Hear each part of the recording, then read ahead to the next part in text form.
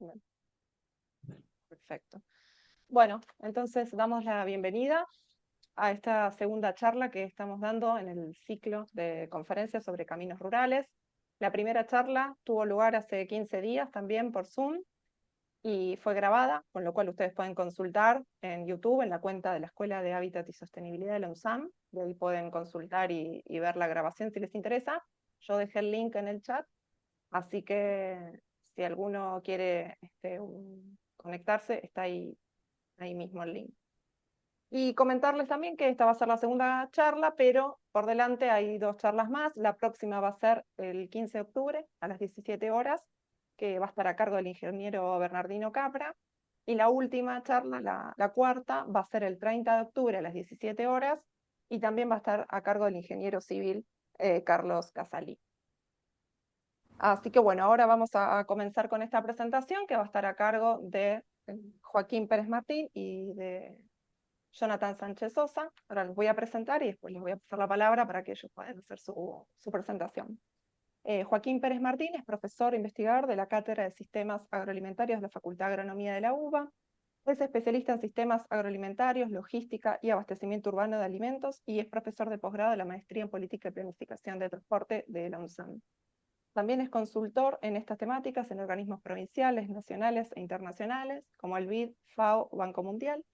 Es doctor en Geografía por la Universidad Autónoma de Barcelona y realizó posgrados en Transporte, Estudios Urbanos, Desarrollo Sostenible y Políticas Públicas. Y luego le vamos a ceder la palabra a Jonathan Sánchez Sosa, que es licenciado en Ciencias Políticas de la UBA, maestrando en la Maestría de Política y Planificación de Transporte de la Escuela de Hábitat y Sostenibilidad de la UNSAM, director provincial de Logística e Infraestructura en Conectividad y Trabajo Rural del Ministerio de Desarrollo Agrario de la Provincia de Buenos Aires y ex jefe de gabinete del Ministerio de Desarrollo Agrario de la Provincia de Buenos Aires. Así que ahora le voy a pasar en primer lugar la palabra a Joaquín para que él pueda hacer su presentación. Después lo escuchamos a Jonathan y al final abrimos el espacio para debate, consultas y comentarios. Bueno, muy bien. Muchas gracias, Jimena, por la presentación. Gracias también, Jorge Sánchez, por la organización de esta serie de seminarios. Por supuesto, gracias más allá de que soy, como decía Jimena, docente también en alguno de los posgrados que tiene el Instituto de Transporte del UNSAM, y tengo muchos amigos y colegas ahí. Un gusto la invitación y compartir con ustedes un poco un avance, una parte del trabajo que venimos haciendo más recurrentemente desde la Cátedra de Sistemas Agroalimentarios de la Facultad de Agronomía de la UBA. Muchas gracias a todos por la participación. La idea, bueno, como Jimena mencionaba, primero hablo yo, después Jonathan y finalmente abrimos a preguntas. Son presentaciones más o menos cortas, así que la idea es que sea lo más dinámico posible. Así que avanzo con la mía, y cualquier duda a disposición para comentarla o charlarlo hacia el final de este seminario. El título de la presentación, bueno, está ahí mencionado: Logística de la producción y caminos rurales. Un poco discutir las cuestiones más vinculadas a la infraestructura y a la competitividad sectorial, principalmente en el eslabón de la logística, ¿no? Básicamente tiene tres partes. La primera y la última es una introducción y una conclusión, así que tiene un eje central que es hablar de 3 sectores en particular, con más detalle del sector lácteo y con algo menos de detalle sobre el sector de las carnes, sobre el ganado, y el sector de granos. Como para arrancar, no sé si diré una obviedad, pero al menos como para poner en palabras y un poco definir el ámbito donde estamos empezando a pensar esto, más allá empezando a pensar más allá de las necesidades o las dificultades existentes.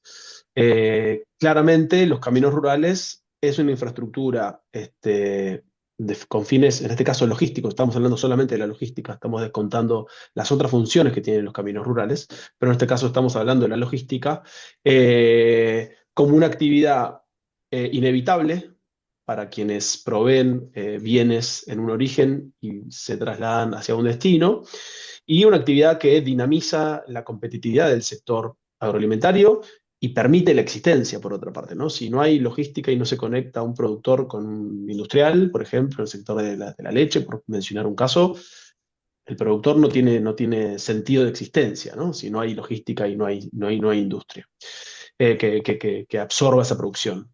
Así que lo que está en juego precisamente es la posibilidad de transitar realmente y las velocidades, en tal caso, si existe la posibilidad, para la circulación de insumos, de la producción, justamente para el ingreso y egreso de bienes que hacen a la posibilidad de producir, en este caso hablamos de granos, carnes y leche como tres productos muy genéricos del agro argentino. Por supuesto, en el mismo sentido, con muchas menos dificultades, pero la posibilidad de efectivamente transitar, si quieren la velocidad es tiene un poco de menor importancia respecto a la velocidad de transportar los productos, la posibilidad de que circulen las personas que están involucradas en las actividades productivas en el campo, sean los propios productores, asesores, proveedores de servicios, vendedores, trabajadores. Bueno, todas las actividades perdón, las personas, el personal que está involucrado en la producción, y esto tiene un flujo generalmente desde el campo hasta el centro urbano más cercano, donde en muchos casos, a veces que los empleados rurales o los trabajadores, los que están involucrados viven en zonas más rurales, pero generalmente se aglomeran, se aglutinan en las ciudades o pueblos de las distintas provincias del país. Así que esta es una función que capaz que es obvia, pero bueno, por estos caminos, para entender las implicancias logísticas, vale destacar que circulan personas involucradas en las actividades productivas y circulan bienes, tanto insumos que ingresan como productos que egresan, ¿no? Ese es el sentido de circulación respecto a la función logística de los caminos rurales, ¿no? Después hay otras funciones que excluimos de esta presentación justamente para avanzar exclusivamente en la cuestión logística. Entonces, para entender la dinámica logística y la interacción de la dinámica logística en el campo con los caminos rurales, un poco lo que venimos desarrollando en la cátedra de sistemas agroalimentarios son algunos elementos analíticos que nos permiten entender qué es lo que pasa en cada uno de los sectores, ¿no? Digamos, de qué forma organizar esa operación logística que implica cargar animales, cargar granos o cargar leche cruda, ¿no? Entonces, hay un primer elemento que es el patrón de almacenamiento que tiene cada uno de estos tres sectores productivos, ¿sí? Cómo se almacena, de qué forma se almacena en el campo previo a la carga, ¿no? La segunda cuestión es el patrón de recolección de la carga y el patrón de circulación, ¿no? Si circula todos los días, una vez por mes, cada cuánto es esa circulación, es decir, cada cuánto ese productor requiere de posibilidad de circular transportando no solo personas, sino sobre todo transportando bienes que, digamos, requieren infraestructura en buenas condiciones justamente para garantizar la circulación de camiones con 20, 25, 28, 30 toneladas, ¿no? Dependiendo los niveles de carga más allá de las cuestiones normativas respecto a los límites de carga, que es una cuestión aparte. La tercera cuestión tiene que ver con la escala de producción de ese productor, lo cual exige una dinámica de operación logística que claramente está atada a su escala de producción. No es lo mismo un pequeño productor, lo que demanda en términos de los patrones de recolección y de circulación de esa carga, que está dado simplemente por una cuestión de volumen y de frecuencias de recolección o de carga de la producción. Finalmente, la dinámica de circulación comercial, ¿sí? La dinámica de circulación de quien va a comprar, de la industria que va a comprar, en el caso del sector lácteo, o de los arreglos comerciales para la comercialización de ganado en pie o de granos, ¿no? O sea, cuando la dinámica de circulación no está planteada por estos tres primeros elementos que son inherentes a la dinámica del productor primario, del productor, sino que están atadas a la dinámica del industrial, en este caso, de quien compra esa mercadería. Y finalmente, una cuestión muy operativa que es las distancias y el estado de transitabilidad de esos caminos, ¿no? O sea, de qué forma circula. Entonces vamos a ir como explorando un poco estos 5 elementos en estos 3 sectores que mencionaba. El primero empezamos con el sector de ganados y de carne, digamos, el ganado en pie principalmente. En este sector, el patrón de almacenamiento y de carga está, digamos, las dificultades para transitar pueden afectar o podrían afectar la carga de un camión jaula en este caso, y alterar en alguna medida el ciclo productivo o el ciclo financiero de ingresos o de ventas de un establecimiento, de un productor, podría afectar en alguna medida la tasa de conversión de la alimentación en kilos de carne, si el animal está para salir ya a faena. Entonces, podríamos decir que la demora en la carga puede tener algunas incidencias productivas o económico-financieras. Sin embargo, digamos que este tipo de productores, los productores ganaderos, pueden tener cierto manejo con demorar la carga hasta que se seque el camino, por ejemplo, ¿no? La concentración de la carga está justamente, tiene cierta estacionalidad, dependiendo de cada tipo de productor, en función de los ciclos estacionales de las gestaciones y las apariciones. Así que hay un nivel de concentración en la operación logística de carga, por ejemplo, de terneros o terneras, en función de los momentos donde se alcanza el peso mínimo, digamos, para sacar los animales de cría o la cría, digamos, en establecimientos que se dediquen justamente a esa etapa productiva. Entonces,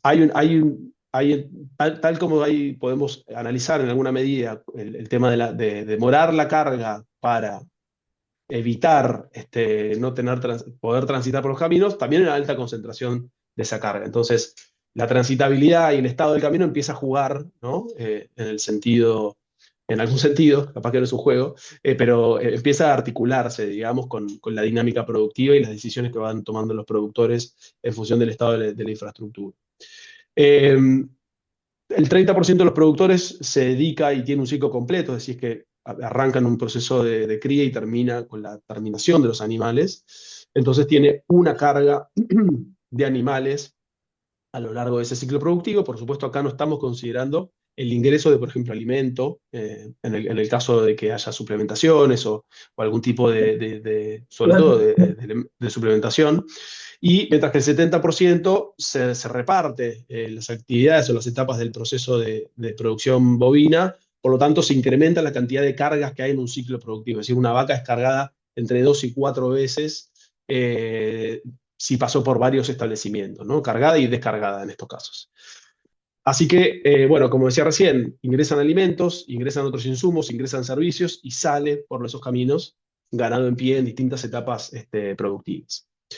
Un productor de cría, en promedio, tiene 230 animales, por lo tanto, requiere entre 3 y 4 camiones al año para sacar la producción, solamente para eso, para sacar la producción de su establecimiento, y así más o menos van variando los datos en los restantes tipos de productores bovinos, de productores de carne bovina, va aumentando la escala, como pueden ver, a medida que cambia en la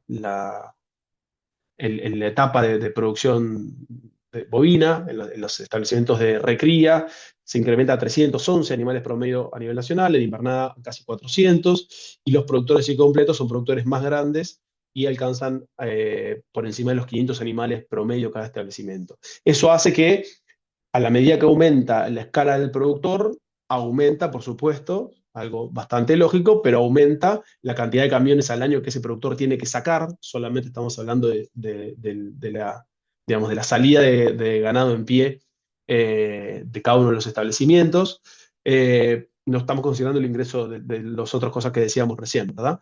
Entonces, acá hay un efecto que ya podemos al menos plantearlo, dejarlo como planteado, decir, bueno, todos los productores demandan y requieren y deben tener caminos, infraestructura en condiciones para transitar, supongamos, todo el año.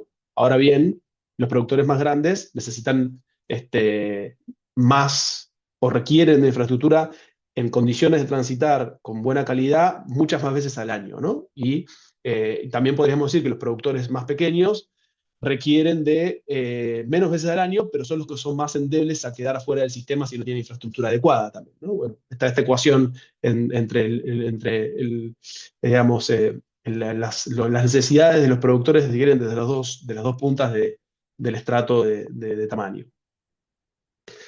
En el caso de la producción de granos, bueno, por supuesto, existe el silo bolsas desde hace ya algunas décadas, cosa que le permite al productor de granos claramente un esquema de almacenamiento bastante, digamos, de bajo costo y de bastante flexibilidad y bastante facilidad de implementación.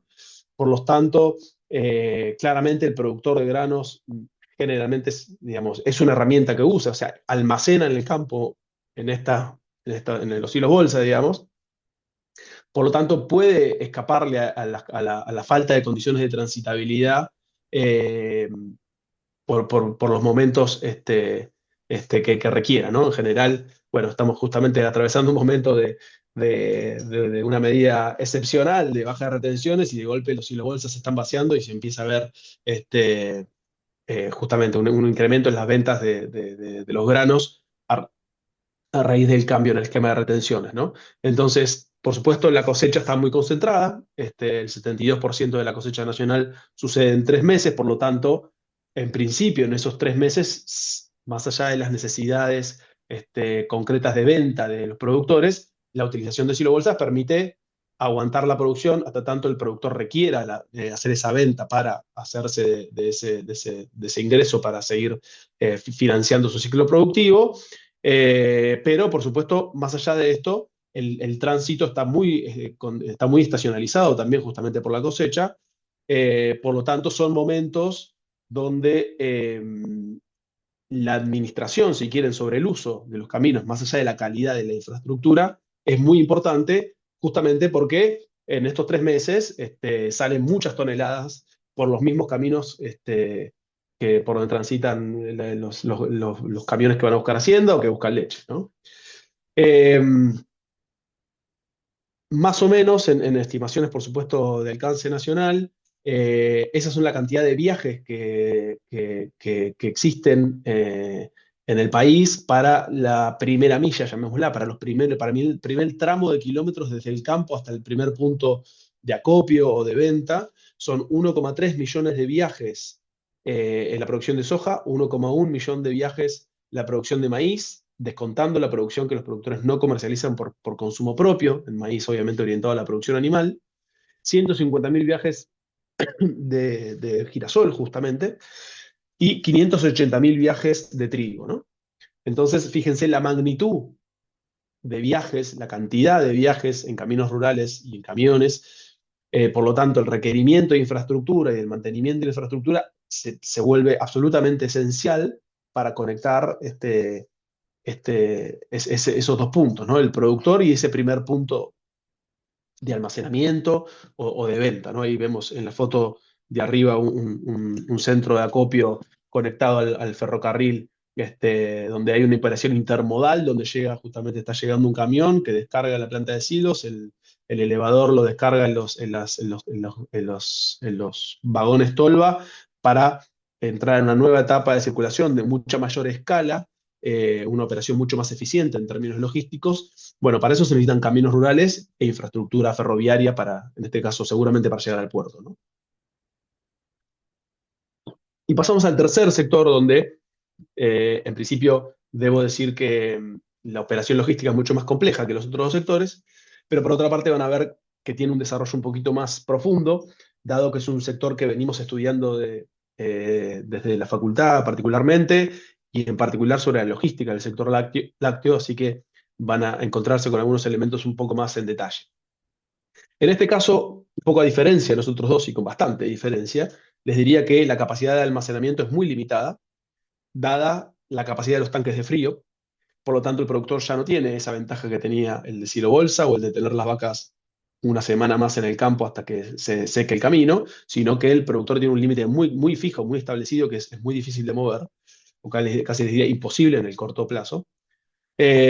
Por supuesto, la capacidad de este tanque de frío está más o menos ecualizada con la estacionalidad de la producción, donde en la primavera se produce un 25% más, perdón, en el segundo semestre en general se produce un 25% más de leche que en el primero. Por lo tanto, la capacidad de almacenamiento en frío tiene que estar, al menos garantizar que en el segundo semestre está cubierto. Al ser una infraestructura, un equipamiento que obviamente requiere energía eléctrica, bueno, entra otra infraestructura rural en juego, que es la provisión de servicio eléctrico, aunque en muchos casos, buena parte de los tramos también tienen grupos electrógenos que les permite continuar operando sin problemas ante la caída del servicio, ¿no?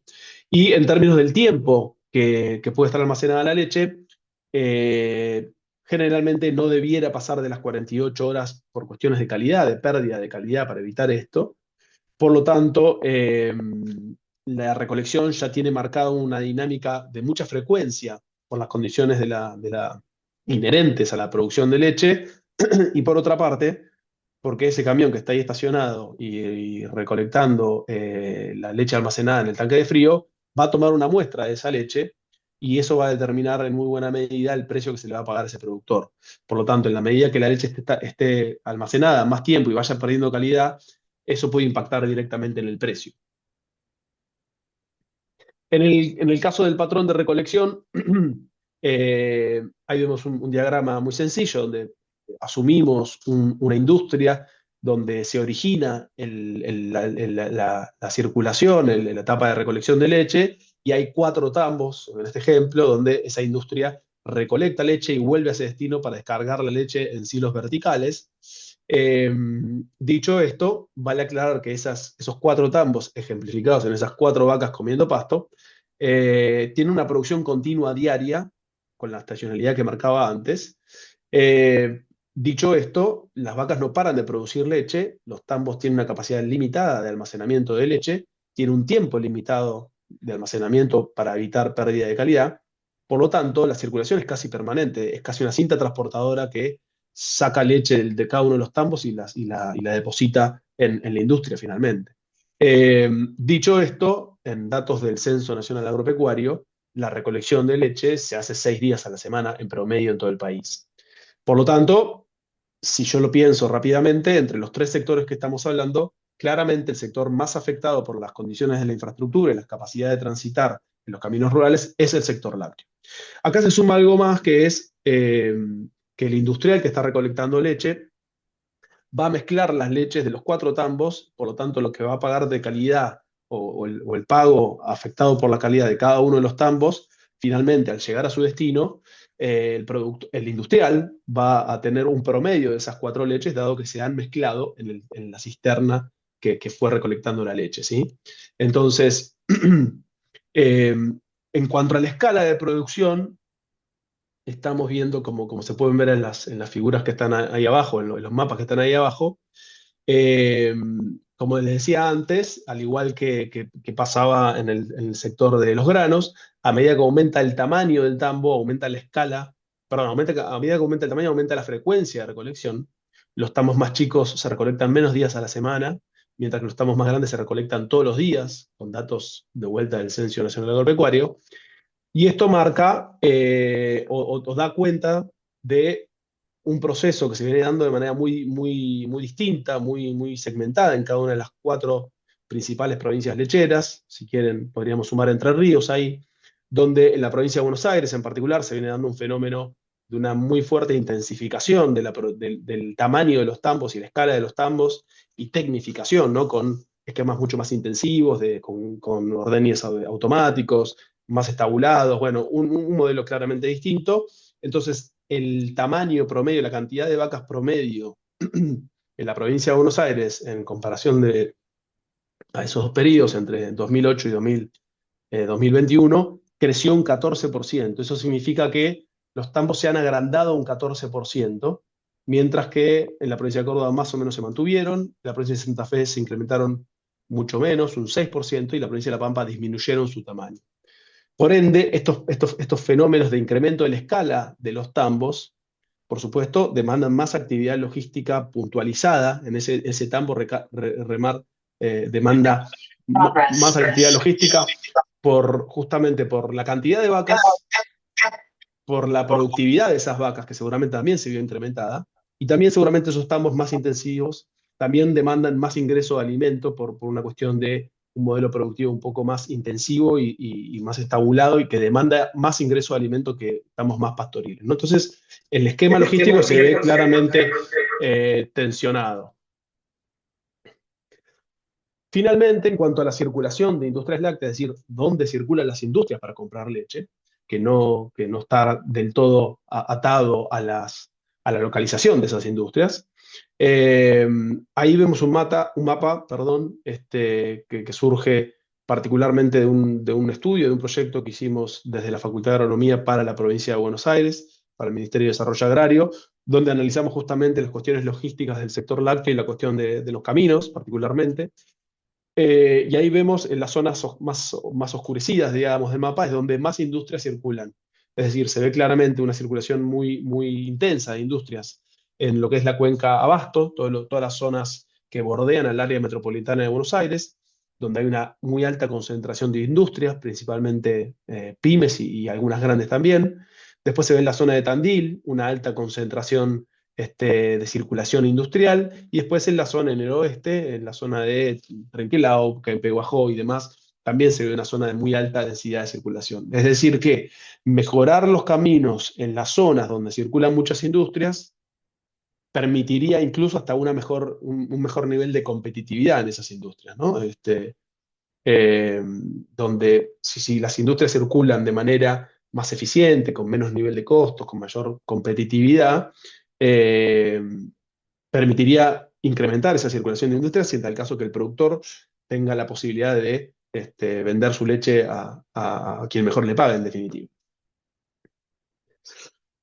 Ahora bien, en base a este análisis, un poco lo que analizábamos era cuál era la incidencia en los recorridos que hacen las industrias, tanto en caminos rurales como en caminos pavimentados. Es decir, cuál es el nivel donde claramente el camino rural es más complejo, más costoso, implica más roturas, mayor tiempo de operación.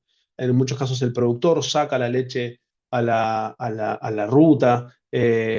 Hay pérdidas en algunos casos materiales, en algunos casos lamentablemente también humanas. Es decir, esa problemática respecto a la circulación en caminos pavimentados hace que la competitividad y el desempeño logístico claramente no sea el mismo en los caminos pavimentados que en los caminos rurales. Por lo tanto, veíamos que las industrias pequeñas y medianas hacían, fíjense que a medida que aumenta el tamaño de la industria, aumenta los kilómetros que recorren para recolectar leche, solo que en las industrias pequeñas y medianas, el porcentaje de circulación en caminos rurales representa un 20%, mientras que en las industrias grandes representa un 10%. Por lo tanto, la capacidad financiera y la capacidad logística de salir a buscar leche más lejos hace que la incidencia de una etapa logística que en general tiene un menor desempeño respecto a la circulación en caminos pavimentados tenga una menor incidencia, ¿no?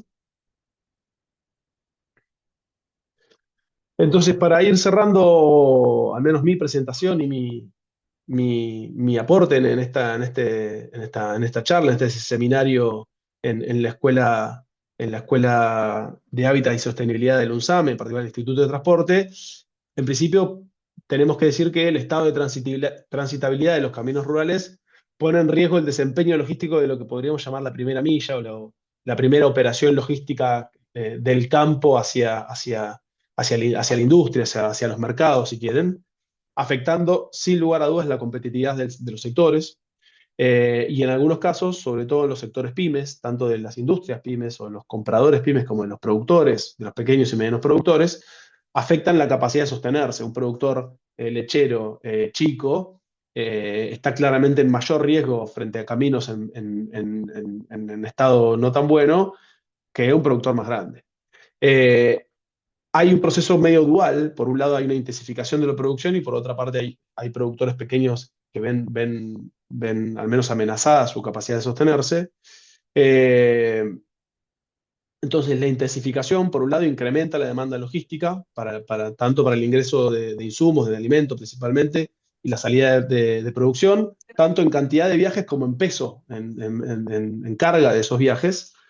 Ahí vale la pena resaltar los límites permitidos, si es que existen. En algunos casos ni siquiera existen límites para esos caminos, pero la circulación con excesos de peso hace estragos en los caminos y hay veces que las inversiones están hechas y sencillamente se rompió un camino en una cosecha, por ejemplo.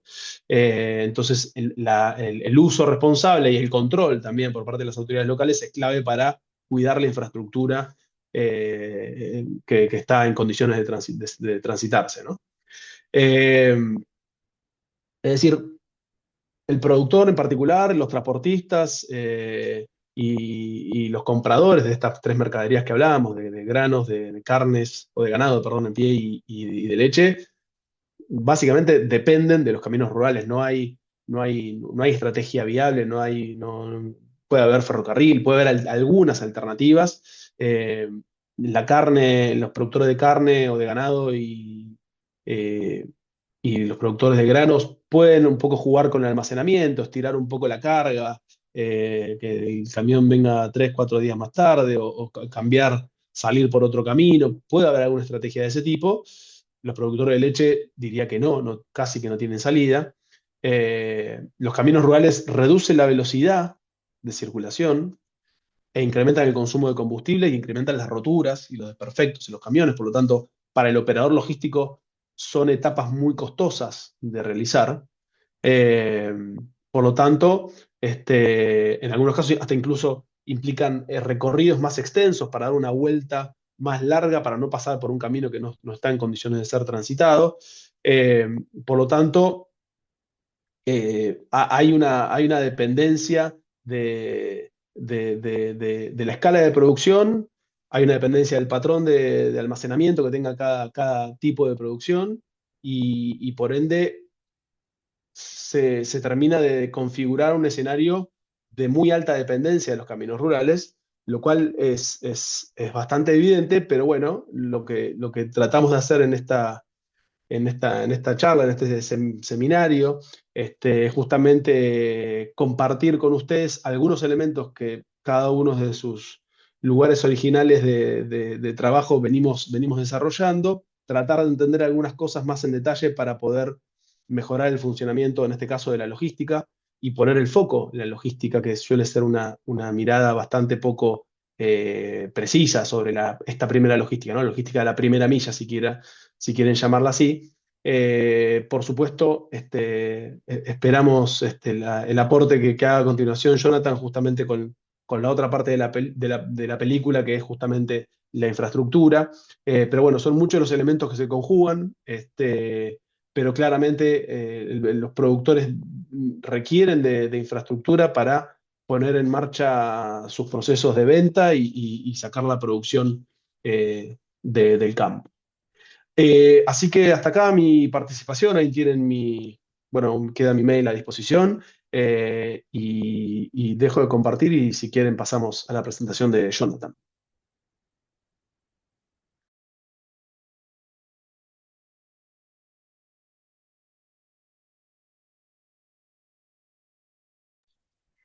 Bueno, ahí me escuchan bien ustedes. Perfecto. Perfecto. Bueno, vamos a buscar compartir la presentación. Así no hay inconvenientes. Un segundito.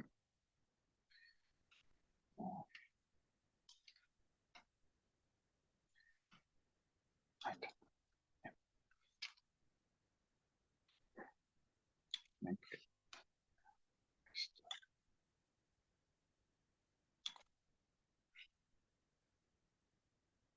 Perfecto. Ahí estoy.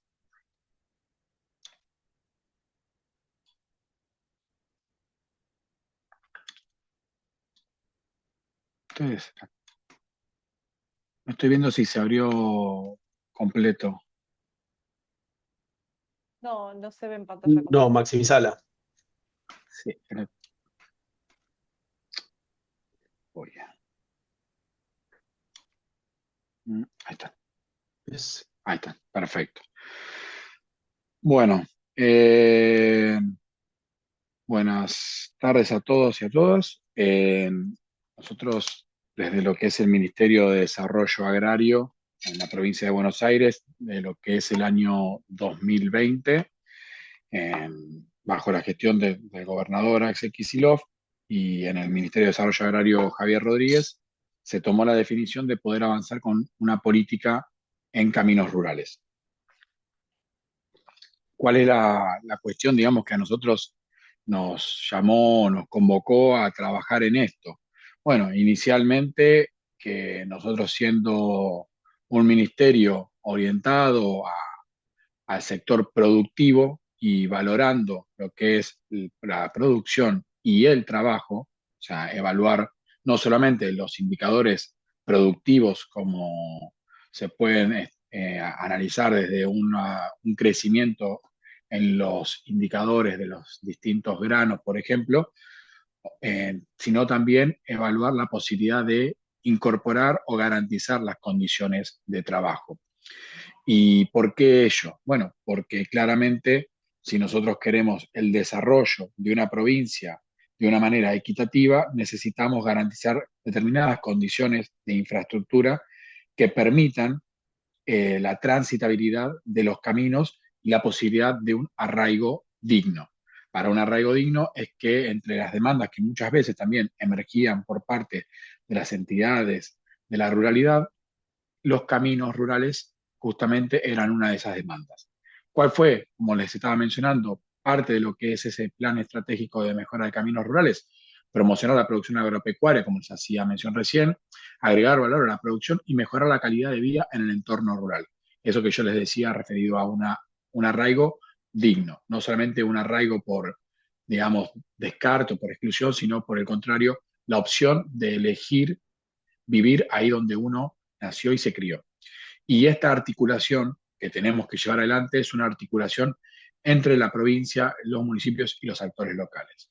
Hago mención a la provincia, acá sé que hay justamente compañeros, colegas del Ministerio de Infraestructura, de la Dirección de Vialidad, no vi si había también presentes de algún otro organismo, pero podría tranquilamente mencionar dentro de lo que es infraestructura también a la Dirección de Hidráulica, porque es una articulación que se tiene que realizar con múltiples actores del gobierno de la provincia de Buenos Aires. Si bien nosotros somos quienes estamos llevando adelante esta política, la tenemos que realizar de manera conjunta con la Dirección de Vialidad de la provincia de Buenos Aires, con el propósito de garantizar lo que tiene que ver con toda la evaluación técnica que ellos realizan. Y los municipios, porque son ellos quienes se van a encargar de la ejecución de esta política de caminos rurales a la que estoy haciendo mención. ¿Por qué? Bueno, porque justamente son esos caminos los que están bajo la órbita, como se contó también en la primera jornada, hoy dentro del ejido de los municipios y de la propia ejecución de las mismas por parte de ellos. Nosotros acá lo que estamos en este momento, en lo que es la última etapa del plan de mejora de caminos rurales del 2024-2025, este número no lo llegué a actualizar al último momento, pero estábamos con más de 50 proyectos y más de 500 kilómetros. ¿Por qué las distintas fotos que ustedes están viendo acá? Bueno, la idea, digamos, sería la de garantizar caminos como el de la primera imagen, ¿sí? Donde seguramente en la próxima jornada que esté Bernardino Capra, él mencione cuáles son las condiciones ideales para garantizar un camino que pueda ser de transitabilidad, pero que además tenga lo que es una altimetría adecuada, un escurrimiento correcto. También lo que tiene que ver, acá una foto referido a las obras de escurrimiento, ¿no? Los alcantarillados y la adquisición de maquinarias e implementos para poder dotar a los municipios de todo aquello que tiene que ver con el parque vial que garantiza el correcto mantenimiento de los caminos en los distritos. Yo no hice una mención al inicio, pero solamente refrescar, recordar, nosotros en la provincia de Buenos Aires tenemos alrededor de 120.000 kilómetros de caminos, de los cuales 105.000 kilómetros de esos son caminos no pavimentados, ¿sí? Y de esos 105.000, 80 están bajo la responsabilidad directa de los municipios y otros 25.000 son rutas provinciales o caminos provinciales no pavimentados que por la ley 13.010 del año 2007 se transfirieron, ¿sí?, su mantenimiento a los municipios a través de esta ley que coparticipa un componente del inmobiliario rural. En total, en estos años, hemos estado avanzando en más de 5.000 kilómetros de mejora de caminos Y algo que la verdad hoy estamos intentando evaluar en nuestro trabajo es cómo mensurar muchas veces las obras que no son una extensión de camino, sino que justamente tienen que ver con obras de alcantarillado, obras de escurrimiento, porque claramente eso en lo que tiene que ver con la extensión no es que suman kilómetros a la totalidad, pero sí hacen la fuerza necesaria, las garantías de controlar justamente que el agua no llegue al camino y con ello, o que pueda escurrir rápidamente y con ello se pueda garantizar esa transitabilidad a la que Joaquín, por ejemplo, hacía mención anteriormente cuando hablaba de sectores con una carga intensiva, como lo es la del sector lácteo. En eso que hizo también mención Joaquín, se habló de un trabajo que nosotros desarrollamos junto con la Facultad de Agronomía, con el propósito de contar con información que nos permita, siempre en la dinámica de trabajo y articulación con los municipios, poder darle también atención especial a tambos, a escuelas rurales y a ingreso a las localidades o parajes. No lo dije en un orden de prioridades en este caso, sino que mencioné los 3 puntos con los que en general tratamos de que los proyectos tengan una vinculación o esté alguno de esos valores considerado al momento de presentarle un proyecto al ministerio. Acá esto es lo que hemos logrado en este tiempo, que tiene que ver con haber llegado a trabajar con 109 municipios, ¿sí? En esto no está considerado algunos distritos con los que Vialidad, a través de obras que se llevaron adelante referidas a lo que había sido una estabilización de algunas rutas provinciales, puede incluso tener algún número superior y que en los casos de las intervenciones que llevó adelante Veridad pudieron ser intervenciones interjurisdiccionales a nivel de los municipios, justamente por la potestad que tiene cada uno de los actores a los que estamos haciendo mención. Lo destacable en este caso es también el hito, ¿no?, de poder haber ido sostener, de poder hoy, perdonen, parezco una secretaria general de Gobierno Nacional, el recurso, digamos, de poder sostener durante 5 años consecutivos, ¿sí?, lo que es un presupuesto con sus mejores o menores desempeños por razones de público conocimiento, pero permitiendo garantizar un acompañamiento sostenido a los municipios con el propósito de complementar los ingresos, como les hacía mención, que pueden accederse por la ley 13.010, pero también el propio recurso que cada uno de los municipios lleva adelante a través de lo que es el cobro de la tasa vial rural. ¿Sí? Una tasa vial que es generalmente actualizada por uno o por 3 componentes y según, digamos, la idiosincrasia de cada uno de los municipios, puede tener una actualización en cada una de sus cuotas o simplemente 1 o 2 veces al año. Esto que están viendo acá tiene que ver con otro de los componentes que nosotros buscamos atender al momento de trabajar con los municipios en la mejora de los caminos rurales. Y no es un componente que haya atendido 3 de los elementos que les mencioné anteriormente, que fue la adquisición de materiales, la adquisición de alcantarillados o los recursos para la adquisición, o muchas veces un subsidio directamente en especie, de maquinarias y o implementos, sino que es atender a las capacidades blandas que existen en cada uno de los distritos, que tiene que ver con el capital humano, con poder trabajar justamente en mejorar las capacidades de los distintos niveles jerárquicos que existen en un municipio. En este caso, las imágenes que se están viendo acá son vinculadas a lo que es el trabajo con los trabajadores, ¿sí?, con los operarios del parque vial, en prácticas que mejoren el cuidado y mantenimiento de la maquinaria vial y algunas técnicas de manejo de motoniveladora.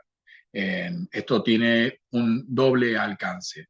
por un lado, garantizar el cuidado de la maquinaria y con eso un impacto en lo que es el presupuesto municipal al reducir los gastos por roturas y por otra parte, justamente lo que es el adecuado manejo para garantizar en el gasto de recursos que se lleva adelante al momento de estar en territorio, realizar las acciones de la mejor forma y con la mayor eficiencia posible, con el propósito de reducir la cantidad de pasadas que llegan a ser necesarias para el mantenimiento de los caminos rurales.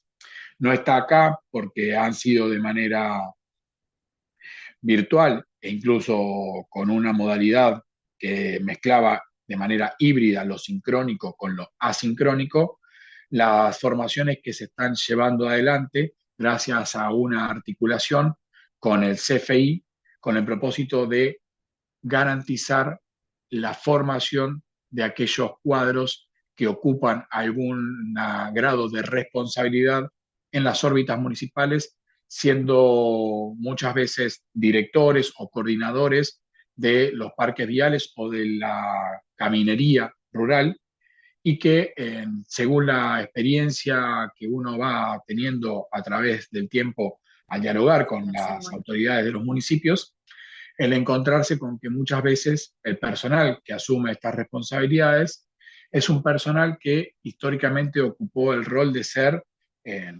justamente un maquinista que mostró algunos otros tipos de dotes y tiene experiencia en el territorio, pero que por otra parte su experiencia es la de estar arriba de una máquina y no la de tener que tener personal a cargo o tener que estar lidiando con presupuesto, con elaboración de proyectos.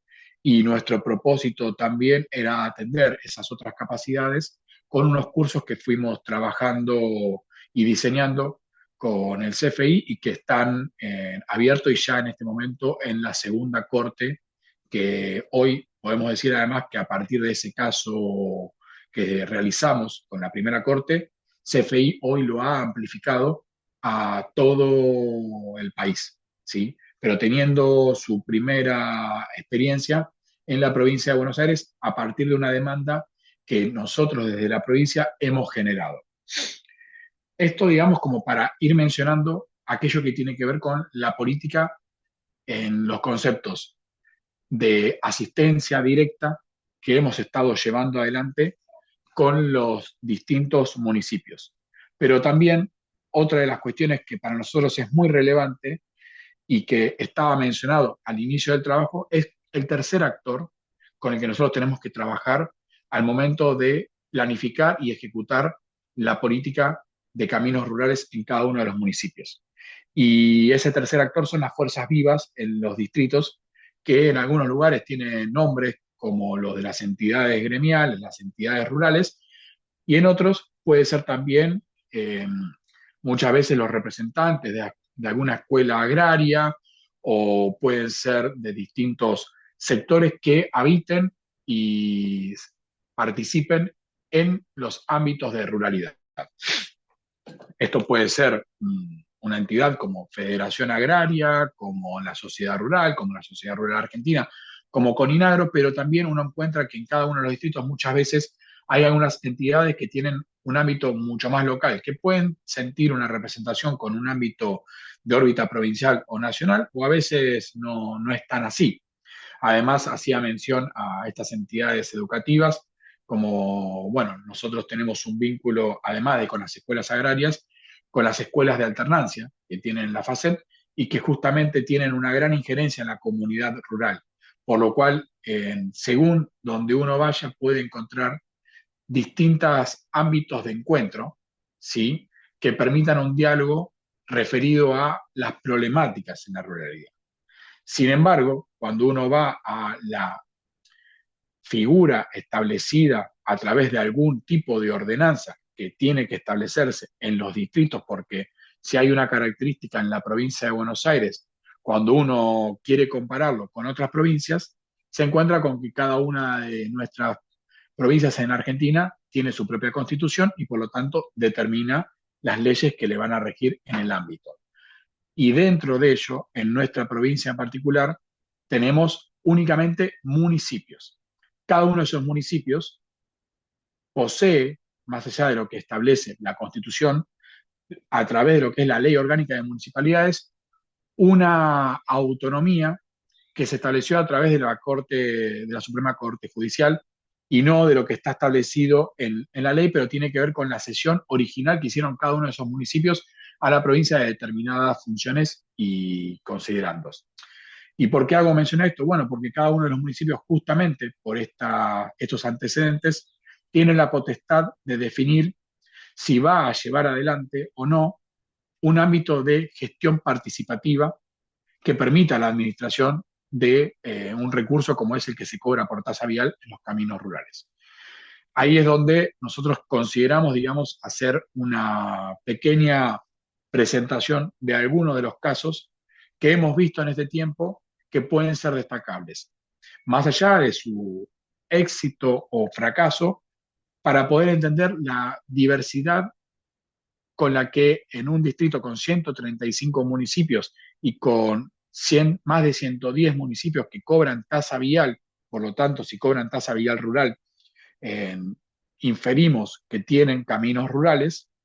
Aún así, hay distritos que tienen caminos rurales y no cobran tasa vial. Podemos mencionar al más grande de ellos, como Bahía Blanca, ¿sí? Pero, ¿qué es lo que nos ocurre en esta situación? Que esa diversidad o multiplicidad de casos hace difícil la sistematización. Entonces, cuando vamos a las diferencias, nos podemos encontrar con que las formas de organización y participación que existen en los municipios pueden ir desde los casos como las cooperativas, el caso de Coronel Pringles o el caso de Tandil, que constituyeron una figura con personería jurídica a la que se les transfieren determinada cantidad de recursos recaudados por la tasa vial y, en el caso de Tandil sí, en el caso de Pringles no, los recursos asignados por la ley 13.010, esto hace que tenga una estructura, que tenga, justamente por esa personería jurídica, que estar rindiendo, ¿sí?, sus gastos, que tenga un personal a cargo, que tenga un parque vial bajo su órbita y que a partir de ello tenga que estar rindiendo y respondiendo con esos recursos a un plan de obra que debe presentarse anualmente y que luego en una mesa directiva o en un consejo de administración va a ser de manera participativa a la comunidad rural con el objetivo de permitir que se puedan ponderar cuáles son los caminos o las obras a priorizar con los recursos presupuestados. Y dejando en todo caso, además, una diferencia muchas veces entre lo que es el labor de mantenimiento y la labor de mejoras, ¿sí? Eso también muchas veces puede estar establecido más allá de los parámetros generales con los que la Dirección de Vialidad o con lo que la Asociación de Carreteras establece en varios de sus manuales, con lo que dentro de un municipio se puede considerar. Pero si queremos decir de manera sintética que puede llegar a ser algún tipo de mejora, puede ser el agregado de material pétreo en los caminos o muchas veces el reemplazo de algún sistema de alcantarillados que implica un trabajo superior a simplemente el mero paso de una motoniveladora y algún mínimo alteo con los materiales existentes sobre la capa de rodamiento. Nosotros también podemos encontrarnos con otros casos, más allá de los que son una cooperativa que tiene una personería jurídica definida. Podemos encontrarnos como el caso de Benito Juárez, donde hay una comisión vial que también tiene una gestión participativa, donde la cabeza de esta autoridad recae sobre una figura definida por el intendente, pero que de alguna manera funciona como un apéndice, ¿sí?, de la entidad municipal. Podríamos decir que tiene una autarquía, dado esta mesa directiva donde se definen las actividades, pero que de alguna forma no tiene, como hacía mención anteriormente, toda esa estructura organizativa que pueda llegar a tener una cooperativa, porque una cooperativa tiene que estar inscrita en lo que es, por ejemplo, el instituto, el INAES. Y en el otro vértice, ¿con qué nos podemos encontrar? Siempre hablando de los casos de gestión participativa, ¿sí? Casos como el de Pergamino, donde la presencia de las entidades y de la que tiene que ver con la forma de administrar es de una descentralización completa. ¿Y esto por qué? Porque tiene 13 comisiones vecinales que están trabajando en esa locación, asignando una por cada uno de las localidades existentes en el distrito. Y además teniendo un valor de transferencia de los recursos recaudados que en los anteriores casos no hice mención, pero sí estaban publicados ahí, superan el 70% de lo que es la recaudación de la tasa vial, y en este caso el 55%. No solamente un 55% que se transfiere a las distintas comisiones vecinales, sino que además a cada una se le entrega un poquito, si nos ponemos a pensar que es sobre un global dividirlo en 13 comisiones diferentes en lugar de una central. Eh, Hace mención también al aporte de la 13.010, pero no con una figura definitiva. Y yo acá tengo después lo que ustedes van a ver, pero no pude acomodarlo para que se lea bien, por eso voy a ir y voy a volver. ¿Sí? Una tablita con algunos casos identificados. Esta tabla además tiene una cuestión dinámica, porque muchas veces por cuestiones propias de cada uno de los municipios, lo que termina ocurriendo es que en algunos lugares se disuelve, en otras algún intendente crea una figura y después no la reglamenta o no la termina de operativizar o no le da la entidad suficiente a través de lo que son las transferencias de los recursos genuinamente recaudados, ¿sí? Pero como estamos viendo, la lista no es muy extensa, ¿sí?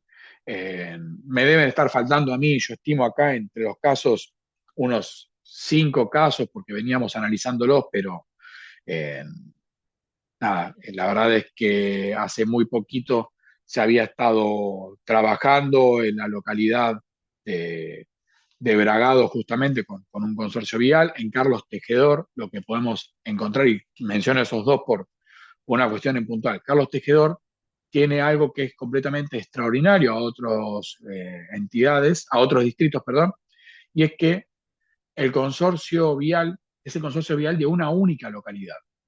El resto del distrito se maneja bajo una administración municipal centralizada.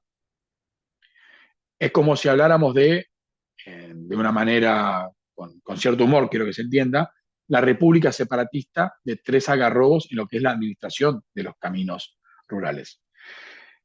Y esto que nosotros hacemos mención acá y el propósito por el cual yo quiero hacer un hincapié en los casos de administración o de gestión participativa, tiene que ver con que a través del tiempo nosotros hemos advertido o creemos que la gestión participativa del mantenimiento de los caminos rurales es una forma de involucrar y comprometer a las distintas entidades y a través de esas entidades con sus representantes a la comunidad rural en lo que es las obras que se tienen que llevar adelante en los distritos de una manera en la que se promueva el diálogo y también muchas veces se pueda entender la finitud de los recursos con los que se cuenta.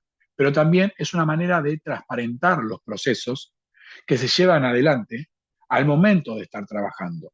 Saber con qué equipamiento se dispone, saber con cuánto personal hay para llevar adelante las labores, si es requisito o es necesario llevar adelante algún tipo de capacitación o de incorporación de materiales. La provincia, en muchos casos, no solamente a través de los programas al que hice mención, sino también de instrumentos financieros como Provincia Leasing, pone a disposición de los municipios la posibilidad de adquirir maquinarias a través de ese sistema. Entonces, la necesidad de planificar es algo recurrente en todos los distritos y seguramente no escapa a la realidad de la provincia de Buenos Aires, en los distintos planes que se debe ejecutar año tras año o muchas veces en casos plurianuales. Pero esa planificación también nos puede permitir mensurar el nivel de avance o las emergentes con los que nos hemos encontrado, como es hoy en día la situación en la que estamos atravesando por excesos hídricos en muchas partes de nuestra provincia de Buenos Aires, y que obviamente obligan a recalcular parte de lo que podría haber sido planificado. Pero es solamente a través de una planificación que podemos evaluar cuánto nos desviamos de ese propósito o cuánto debemos ceder ante la inclemencia del clima y también ante la misma posibilidad de evaluar la forma en la que se ejecutan los recursos disponibles. Y algo que uno va advirtiendo es que esos distritos, esos casos donde nosotros planteamos, en general que tienen una comisión conformada, ¿sí? Se encuentra también un alto nivel de pago del componente de tasa vial, lo que obviamente uno puede pensar que retroalimenta la idea justamente de, si estoy con el tiempo pasándome, avísenme, así lo voy redondeando, ¿sí? En lo que tiene que ver con, se hacen obras, se hace una gestión participativa, esa gestión participativa garantiza que las entidades rurales y los productores digo productores justamente porque la tasa vial se paga por hectárea, ¿sí? O por frente. Por lo tanto, son esos propietarios, ¿sí? De los campos, de los predios, quienes tienen que abonar la tasa vial rural, la cual, como había mencionado hoy, puede ser actualizada a través de distintos componentes. Algunos componentes, según el distrito, puede ser alguna actualización por índice de precios al consumidor, otro referido a valor combustible y un tercer componente muchas veces asociado a el principal unidad productiva del distrito, granos, carne, que permite justamente hacer con eso una ponderación y ver cuál tiene que ser el valor de la tasa vial rural. Eh, por último, digamos, como para ir redondeando esto, lo que nosotros encontramos justamente en estos casos es que esta multiplicidad nos obliga a promover la participación respetando las idiosincrasias locales. Yo he presentado cooperativas, comisiones, he hecho mención a entes, pero cada uno de los distritos puede ser que vos le hables de una comisión y se hagan espantados, o que le hables de una cooperativa y se hagan espantados. La posibilidad o la necesidad del trabajo en coordinación regional o intermunicipal, entendiendo que muchas de las problemáticas trascienden los límites de un distrito. Esto puede ser interpretado tanto para caminos como para lo que tiene que ver con las cuestiones de las cuencas, ¿sí? Algo que hoy está en tema, justamente en agenda. La necesidad de la elaboración de planes de trabajo anuales y la rendición de cuentas de ello, ¿sí? Pero con el propósito de transparentar esos procesos por justamente la posibilidad que eso brinda a un diálogo sincero y también a evaluar cuáles son los requerimientos y las necesidades para proyectar al año siguiente las obras a realizar. Incorporar las tecnologías para eficientizar el uso de los recursos, que de por sí son escasos, y hago toda esta mención y quería dejar para lo último que cuando yo mencioné la ley 13.010 y a través de lo que es el decreto 130 del año 2007, se planteó la necesidad de conformar comisiones locales o la figura de consorcios que se establecieran en cada uno de los municipios con comisiones intermunicipales que en general iban a tener algún tipo de parentesco o encuadramiento con las zonales viales. Eso dentro de la ley nunca se terminó de aplicar y por eso nosotros lo que buscamos promover es una instancia previa quizás a esa figura que tiene que ver con respetando dentro de estas idiosincrasias y de las particularidades de cada municipio algún ámbito de participación que nos permita ir avanzando en esa meta que tiene que ver con garantizar la transitabilidad de los caminos rurales, eficientizar la utilización de los recursos, sostener una política pública como la mejora el plan estratégico de mejora de caminos rurales y jerarquizar al personal que lleva adelante esas labores, tanto en territorio como quienes tienen la función de coordinar o dirigir el equipo de trabajo, porque si hay algo que requiere de un trabajo dinámico y sostenido, porque además el propio tiempo vuelve a degradar los caminos, es justamente atender la política de caminería rural. Una política seguramente sostenida y reiterada en el tiempo, porque seguramente cada vez que uno trabaje en un camino deba tener que prever que va a tener que volver al camino a mantenerlo, a priorijarlo, a repasarlo, nuevamente en otro momento. Pero por eso es una labor que requiere de una constancia y de una perseverancia. Seguramente hay otras conclusiones que podemos llevar adelante, pero acá el propósito era poder introducir y presentar parte de lo que es el trabajo y de los desafíos que tenemos por delante. Muchas gracias. Bueno, muchas gracias a Joaquín y a Jonathan por sus presentaciones. Muy interesantes ambas, muy completas y complejas.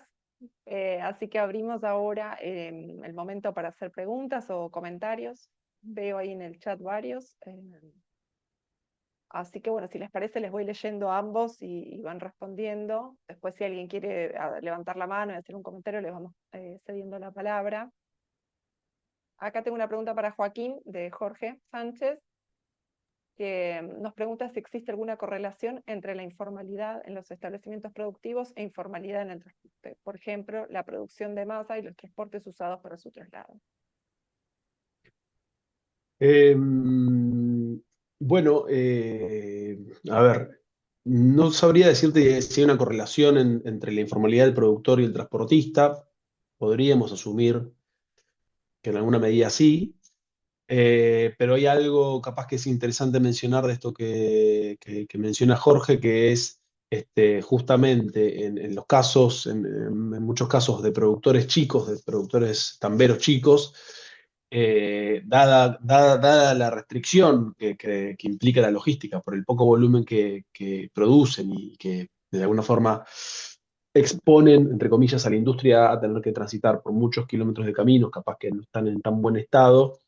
Por lo tanto, en algunos casos la producción de masa puede ser una variante, para quienes no conocen del tema, en muchos tambos de la provincia de Buenos Aires, de otras provincias, muchos productores tamberos pequeños, de pequeña escala, de baja escala, no le entregan la primera venta que hacen, no es de leche cruda, sino de una primera elaboración que se hace en los propios tambos, en el mejor de los casos habilitado y formalizado, digamos, pero en buena parte de los casos más bien informalmente, y donde lo que el productor entrega ya no es la leche cruda líquida, digamos, sino que es una primera elaboración que es la masa para después hilar la mozzarella industrialmente.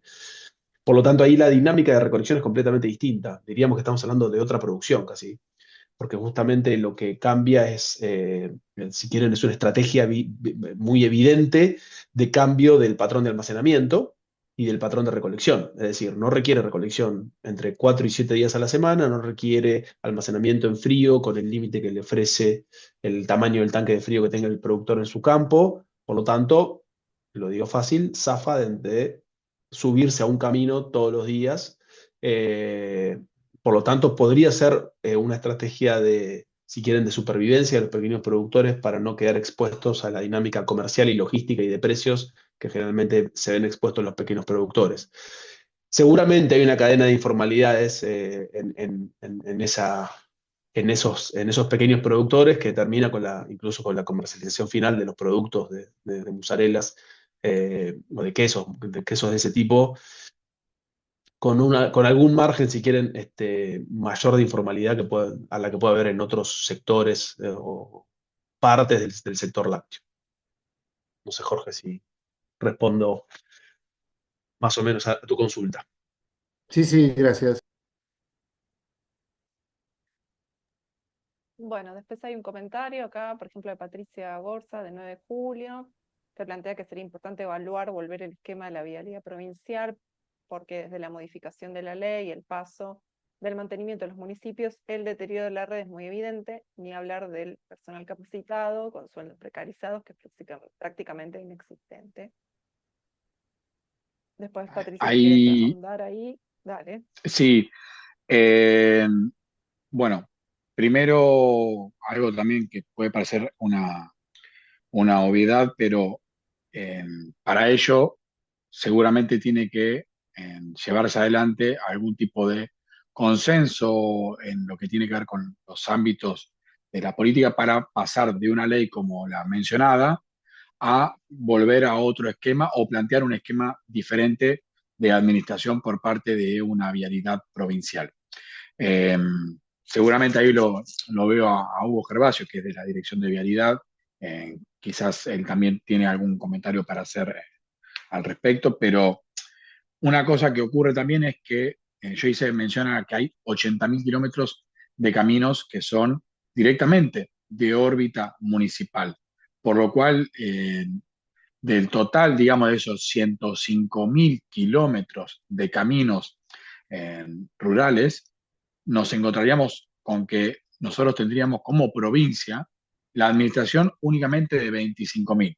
Lógicamente que igual sería, si se pudiera avanzar en algún tipo de trabajo que nos replantee qué hacer con esta ley 13.010, sería necesario, creo que, darnos en una discusión de ese tipo con tiempo. Me parece que es algo que no se puede plantear de un día para el otro en una legislación porque a una diputada o senadora en la provincia de Buenos Aires se le hace eh, proponer una respuesta así, que no tenga un trabajo por detrás que lleve a una ley que cambie esta por algo mejor y no simplemente un cambio de voluntades sin pensar en las implicancias o las modificaciones que pueda llegar a resultar y que puedan ser contraproducentes para la comunidad en su totalidad.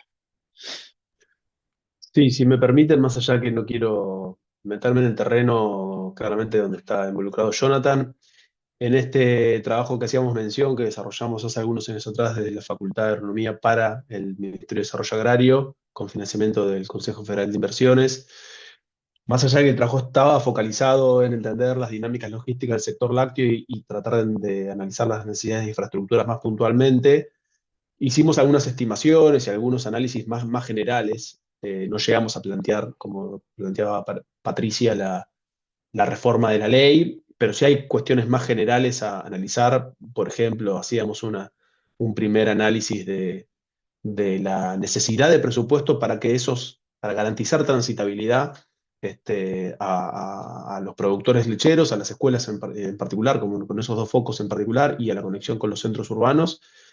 Y diría que, al menos de acuerdo a lo que analizamos en su momento, los recursos disponibles, más allá de cómo se utilizan, si se hace exactamente el camino que se necesita o no, hay algunas preguntas que vale la pena seguir hilando al respecto, no eran suficientes. Entonces, es necesario repensar el esquema en términos generales, en particular la provincia de Buenos Aires, como decía Patricia.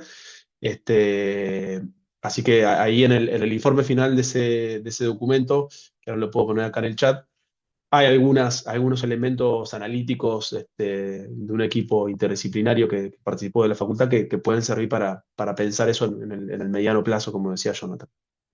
Y una última cosa que me diste pie ahí, Joaquín, con lo que estás mencionando.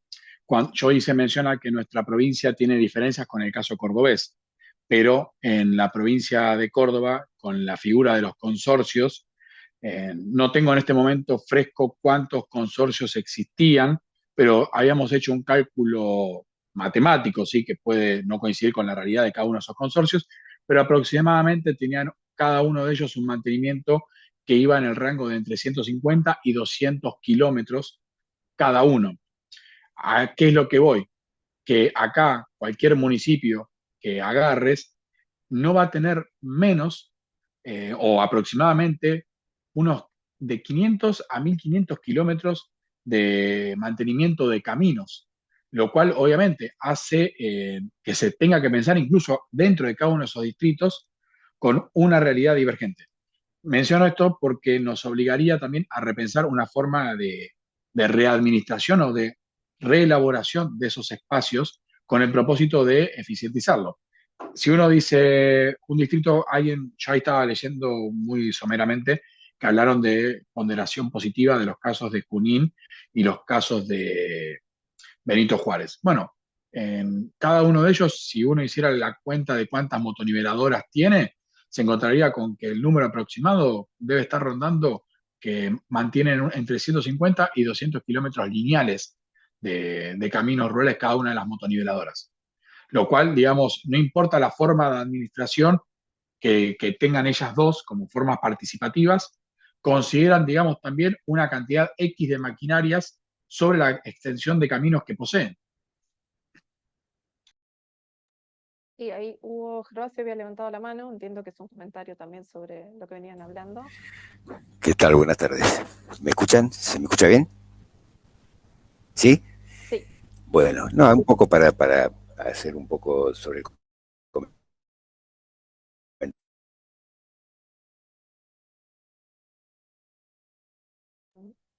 se ha congelado la imagen y el audio, Hugo. Ya a principios del año 2000, quédate. Hoy Vialidad cuenta con una motorización cada 1.100 kilómetros, con lo cual pegar esas vueltas para el mantenimiento de los caminos sería imposible.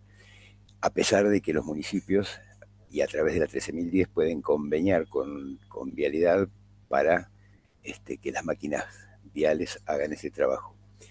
Pero por otro lado, hay un factor que no se tiene en cuenta es que también las expectativas que se tenía sobre un camino rural hace 30 años no son las mismas que ahora. Eh, el incremento productivo, el incremento del transporte, la desaparición del tren, ha hecho que, bueno, que su uso se haga muchísimo más intensivo y consecuentemente su desgaste. Por otro lado, el dinero que perciben los municipios es para el mantenimiento de los caminos y los caminos ya hoy presentan una cota tan baja que todos requieren reconstrucción. Y para hacer una reconstrucción de, de 25.000 kilómetros de caminos, imagínate que sería exportar suelo desde distintos lugares, con lo cual sería una obra inviable. Estábamos trabajando en alguna alternativa para ver, porque lo que tenemos que hacer es, sin lugar a dudas, no dejar tratar solayadamente la cuestión ambiental y el componente de las dinámicas hídricas en la actualidad y que se están viendo y estamos padeciendo cada vez más recurrentemente. Y yo puse ahí en un comentario eso, que los caminos tienen una alta dependencia de las dinámicas hidráulicas que padece la provincia. Mientras no tengamos el agua gestionada, los excesos hídricos gestionados, se va a hacer muy complicado trabajar o hablar sobre caminos en buen estado. Sobre todo hablando en la pampa, en la pampa deprimida y en la pampa ondulada. Los casos después de Tandil o de Benito Juárez, con otro tipo de suelos, con otra morfología, con otras geografías, son distintos. Estas zonas tienen unas particularidades que, bueno, las conocemos, las zonas debajo de la pampa ondulada, la pampa deprimida, bueno, pero nada, ese comentario quería hacer nada más. Gracias. Bueno, gracias, Hugo. Aquí hay una pregunta de Nahuel Morandi para Jonathan. Dice si hacen un seguimiento permanente del estado de la totalidad de los caminos rurales y en caso de llevarlo a cabo, ¿cuál es el estado de la red actual en la provincia de Buenos Aires?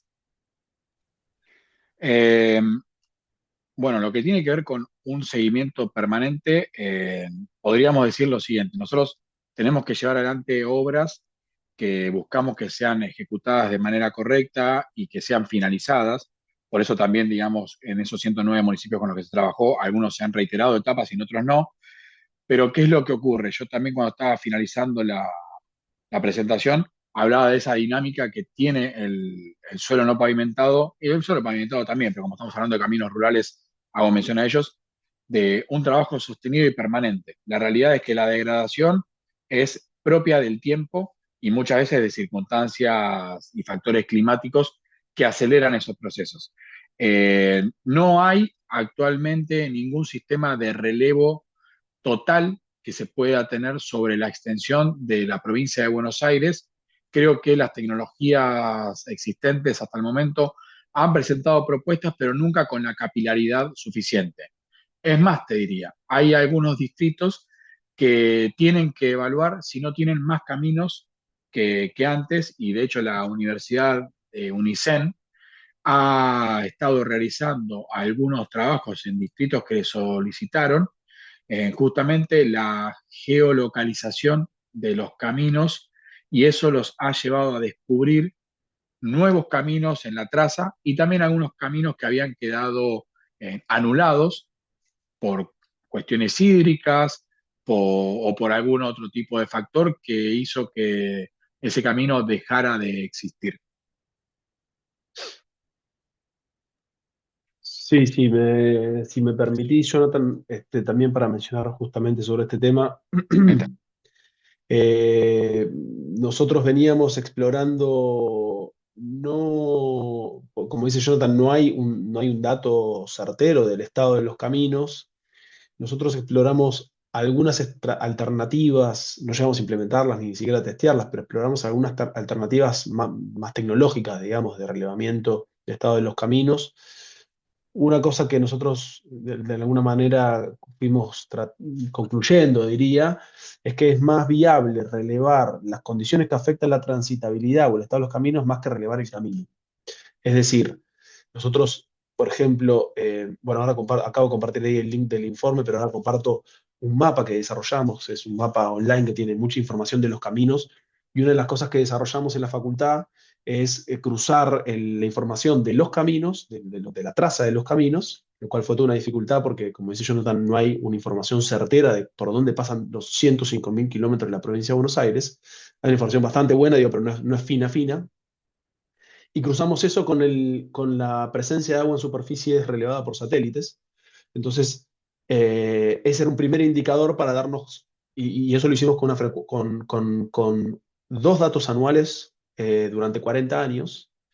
Entonces, básicamente vimos la frecuencia de inundación de los caminos, ¿no? Y entonces, no veíamos el estado del camino, es algo que no llegamos a analizar, exploramos algunas estrategias posibles, pero sí vimos la frecuencia de inundación de los caminos. Entonces, ahí ya al principio nos da una pauta. Y ahí podríamos decir, bueno, a partir de esta información, la provincia y los municipios tienen la posibilidad de definir intervenciones en los caminos, dadas las condiciones hídricas y, como decía recién Hugo Gervasio, las condiciones de escurrimiento, de infiltración, etcétera, las cuestiones más de manejo hídrico de la provincia. Así que un poco nosotros a la conclusión que llegamos era que era mucho más fácil relevar las condiciones que afectan el estado de los caminos más que el estado de los caminos en sí mismo. Y justamente me escribieron la semana pasada, creo que de la provincia de Río Negro, si no recuerdo mal, de la Dirección Vialidad de Río Negro, porque estaban implementando una de las propuestas que nosotros habíamos explorado, que era utilizar los monitores satelitales de los camiones que registran vibraciones en algunos casos para usar digamos, el nivel de vibración del camión y la velocidad efectiva de ese camión como un indicador del estado del camino. Por eso decíamos que es mejor ir a buscar otra información, o bien que sea el que genera digamos, un impacto negativo en las condiciones del camino, o bien las condiciones efectivas de circulación de esos camiones, para poder mapear y decir, bueno, los problemas están acá concretamente, ¿no? Ahora les comparto el mapa también, el link para que puedan explorar. Sí, Joaquín, una cosa para agregar con lo que dijiste es que esto que estás compartiendo hoy, por, puede parecer obvio, pero es de acceso público, ¿no? O sea, por lo tanto, ustedes y las autoridades municipales pueden acceder a este documento como un insumo para trabajar. Eh, entonces, no deja de ser una fotografía que se realizó hasta un momento determinado, pero teniendo en cuenta estos antecedentes que menciona Joaquín, puede permitir tener una fotografía certera de esas situaciones y, bueno, donde están los bajos y tuvieron durante 20 años esa realidad, digamos, nosotros cuando estuvimos haciendo justamente esta labor fue periodo de seca. Entonces, claramente que quizás en ese momento no se advertía, pero sí se podían ver como en la prehistoria, ¿no? De lo que había sido en momentos de exceso hídrico. Bueno, gracias por las respuestas y aclaraciones. Hay muchos comentarios, así que voy a leer las preguntas puntuales que hay. Para Jonathan, Lola Cisneros te pregunta si hay alguna actividad o propuesta para el impulso de puertos secos o nodos logísticos intermedios en la provincia, o infraestructura anexa como estacionamientos de camiones o balanzas. Mira, yo sé que desde el Ministerio de Transporte se habían estado trabajando en algunos proyectos que eran de paradas para camiones, no exactamente puertos secos. Sé que había sido alguna evaluación algunos años atrás, pensando en articularlo como, bueno, las estaciones ferroviarias en desuso, pero de manera hoy planificada a través de lo que es la provincia de Buenos Aires, que yo esté al tanto, no lo hay. Puede que quizás el Ministerio de Transporte venga evaluando alguna política así, pensando justamente en lo que tiene que ver con lo intermodal, o por lo menos con pensar alguna estructura en esa sintonía, pero, pero bueno, nosotros desde el Ministerio de Desarrollo Agrario al menos no lo venimos viendo. Sí, te puedo recomendar, porque mi memoria puede fallar, hay un trabajo del Ministerio de Infraestructura referido a la planificación de la infraestructura, eh, en el que pueden tener alguna idea prospectiva al respecto. ¿Sí? Buenísimo. Y Germán pregunta qué se puede realizar con respecto a poder educar al tránsito rural, básicamente el que lo utiliza, los rodados cambiaron, los kilos aumentan en época de cosecha, la capacidad portante del camino es obsoleta. Joaco, arranco yo y terminás vos, si te parece, con esto, porque seguramente vas a tener algo para agregar. Eh, lo primero que puedo plantear es en los municipios, la verdad que existen ordenanzas que hablan de muchas veces 48, 72 horas. Eso también, digamos, colisiona muchas veces con las necesidades de los propios productores, como lo que mencionó Joaquín, referido al sector tambero, que necesita estar sacando su producción de 4 a 7 veces por semana, según la escala productiva. Y, y digo, creo ahí también que lo que está es un poco el compromiso ciudadano de poder tomar, digamos, la responsabilidad de denunciar a aquel que uno ve que está infringiendo la ley, porque cuando infringe la ley, lo que nos está perjudicando es al conjunto de la sociedad. Si ese individuo que se desvía, digamos, de lo que la ley, lo que la norma establece, lo que está perjudicando es a la totalidad del resto que tiene que afrontar lo que ese individuo, esa persona ha transgredido. Y creo muchas veces que con eso tiene que venir, lamentablemente, la parte de una multa que sea lo suficientemente fuerte para limitar o reducir los ánimos de transgredir, ¿no? Lo que tiene que ver con la parte de meterse en un camino en los momentos más críticos. Pero bueno, digo, esto también tenemos que buscar cómo no colisionarlo con muchas veces las necesidades realmente de egresar de un campo que no tienen que estar vinculadas con estrictamente muchas veces lo productivo, sino también con lo social. Eso también hay que tenerlo en cuenta, me parece que hay que buscar como valorizar o poner en norma eso. Y por otro lado, creo nuevamente que las tecnologías hoy actuales, no, pero que probablemente en un futuro cercano tengamos algún tipo de herramienta que permita tener alguna especie de alerta temprana cuando estas cuestiones puedan verse si hay algún movimiento satelital o de calor que permita nada, indicar o obtener si hay algún tipo de vehículo o de población que esté infringiendo la ley, metiéndose en caminos en los momentos en los que no corresponde. Sí, yo creo que, de acuerdo a lo que nosotros relevamos en su momento, dado que 80.000 de los 105.000 kilómetros de la provincia de Buenos Aires, en particular, hacemos referencia ahí, dado un poco el trabajo que venimos haciendo desde la Facultad de Agronomía de la UBA, eh, las responsabilidades están sumamente repartidas, entonces también es muy complejo. Y por lo que nosotros relevamos en su momento, incluso en algunos municipios ni siquiera hay normativas que regulen las velocidades o la posibilidad de restringir el tránsito dada, por ejemplo, condiciones hídricas, ¿no? De que haya llovido y digamos, bueno, por estos caminos no entramos, así no nos rompemos. Así que hay una cuestión de responsabilidad por parte de los usuarios, claramente. hay una cuestión de control de las autoridades, ya sean municipales o provinciales, depende qué tipo de camino sea. Y probablemente haya una cuestión de falta de regulación sobre estos temas, sobre todo diría en algunos municipios. Así que, pero me parece un tema interesante, una perspectiva interesante, porque claro, el reclamo a mayores inversiones, por supuesto que es constante, porque la plata nunca alcanza para ninguna de las necesidades ni de la provincia ni del país, digamos. Eso es un poco el desafío que tiene estar digamos, ejecutar un digamos, presupuesto, decisiones en los gobiernos. Pero si por otra parte esa inversión llovió y al día siguiente entran 5 camiones recontracargados, bueno, entonces se acaba de ir seguramente varios millones de inversión por falta de responsabilidad, por falta de conocimiento, por falta de control, por falta de regulación, ¿no? Entonces también me parece que es una parte de esta mesa de trabajo tiene que contemplar eso. Dos cosas que me hiciste acordar, Paco, Podía. mientras hablabas. Ah, Perdón, ahí ya no, le no. cierro. Bien. Uno es la señalética que se tiene que incorporar y sumar justamente, me parece, en los caminos, que es algo que uno encuentra faltante, ¿sí? Lo que se encuentra es la falta de ello en los caminos rurales.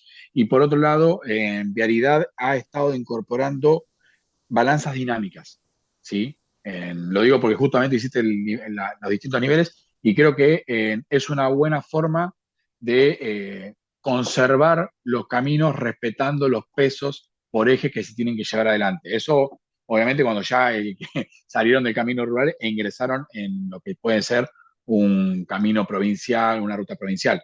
Pero son herramientas, por ejemplo, que yo hablaba de la tecnología, que hoy están vigentes y que se pueden pensar en algunos lugares nodales, desde donde poder evaluar y tener una herramienta de medición actualmente. No sé quién estaba hablando y lo interrumpí, perdón. No, perdón, si podía expresar un poco la experiencia de Bragado. ¿Me escuchan? Gustavo, sí. ¿Qué tal, Jonathan?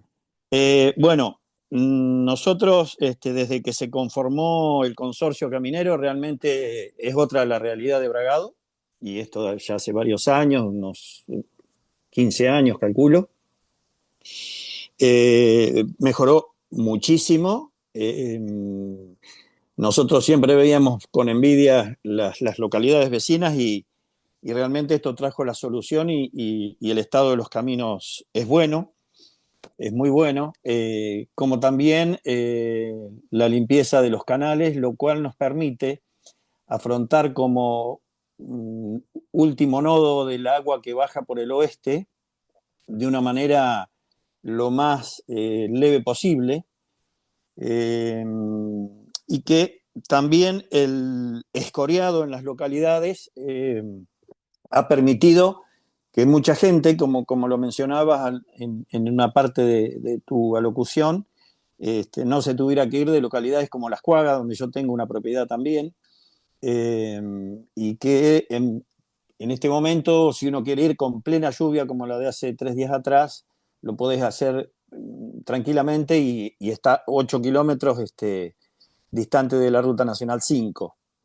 Eso le trae una mejora de calidad de vida importantísima, o sea, no solamente para el tema de la producción, sino para de la gente que no tiene que desarraigarse de su lugar. También coincido con quien había mencionado el descenso de los caminos. Hay caminos donde está medio metro o más debajo del nivel del campo, lo cual en estos momentos, y lo podemos ver por ahí muy claramente en la vecina ciudad de 9 de Julio, se convierten en verdaderos ríos los caminos, intransitables y peligrosos porque las zanjas son de mucha profundidad por ahí y por más que se pueda ir a caballo o en tractor, una caída puede costar la vida y realmente eso es gravísimo. No sé cómo se podrá mejorar esas situaciones de la bajada, ya sea por erosión hídrica o eólica de la tierra de los caminos, para poder levantarlo. Acá hubo una propuesta que fue que se diera cada campo lindero 1 metro o 2 metros de sus parcelas para el rellenado, bueno, a lo cual no tuvo éxito esa propuesta. Y también tenemos algo en cuanto al control para los días de lluvia, que lo pongo en conocimiento porque por ahí le puede servir.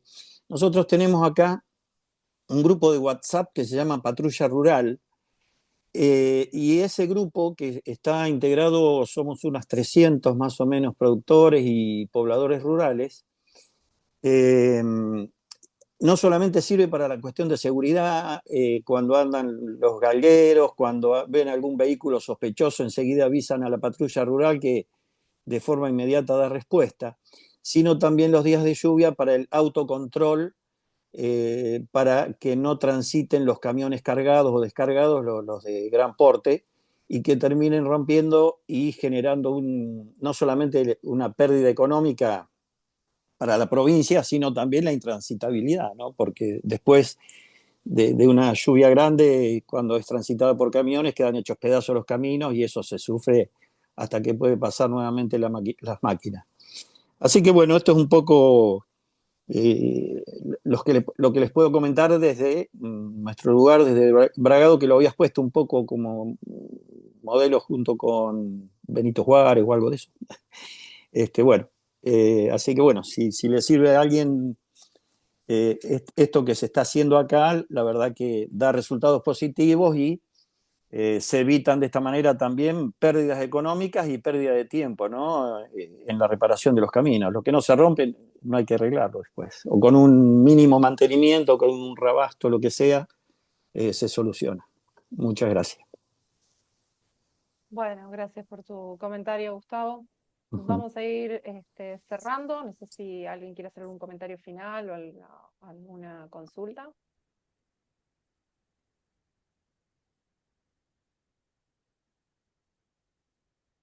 ¿Estamos? Bueno, agradecerles obviamente a Jonathan y a Joaquín por su presencia, por su presentación, todo lo que compartieron, y agradecerles a todos y a todas quienes estuvieron presentes en esta charla. Recordarles que esta charla está grabada, con lo cual luego se va a subir a YouTube, a la cuenta oficial de la Escuela de Hábitat y Sostenibilidad, por si quieren repasarla o enviársela a alguien más, que ya está subida la charla anterior, que fue hace 15 días. Y recordarles que quedan por delante 2 charlas más en este ciclo, una que va a ser el 15 de octubre y la última charla, la cuarta, va a ser el 30 de octubre, ambas a las 17 horas. Así que, bueno, si les parece, Perfecto. vamos cerrando. Muchas gracias a todos, a disposición. Gracias Jimena y Jorge del UNSAM y saludos para todos. Gracias. Gracias. Lo mismo de acá, muchas gracias por la organización, Jimena, Jorge, por ponernos en estas jornadas y que tengan todos unas buenas noches.